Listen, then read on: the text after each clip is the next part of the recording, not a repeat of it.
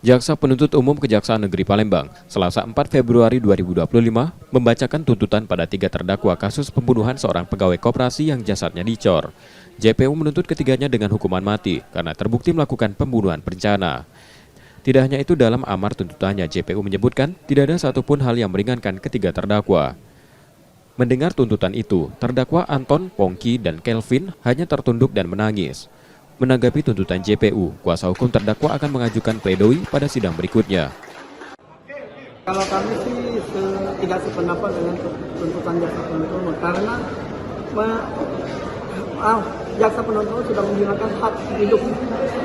Jadi kan kebebasan hidup kan itu milik setiap orang. Jadi kami tidak sependapat itu aja. Langkah hukumnya apa nanti? Kami akan memberikan pledoi. Pledoi ya? Ya. Sedangkan keluarga korban bersyukur dengan tuntutan JPU karena menuntut hukuman maksimal pada terdakwa. Alhamdulillah beberapa minggu sudah kita menunggu kan, dan hari ini kami mengapresiasi penuh penuntut umum yang telah menuntut seluruh pelaku dalam hal ini tiga terdakwa itu hukuman mati. Karena dari awal kami sudah berpikirkan bahwasannya ini memang akan terpenuhi unsur pasal 340 yaitu pembunuhan berencana.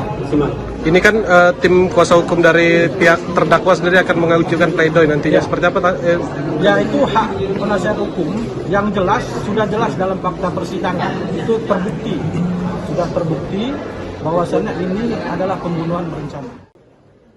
Sidang akan dilanjutkan pekan depan yang mengagendakan pembacaan pledoi terdakwa.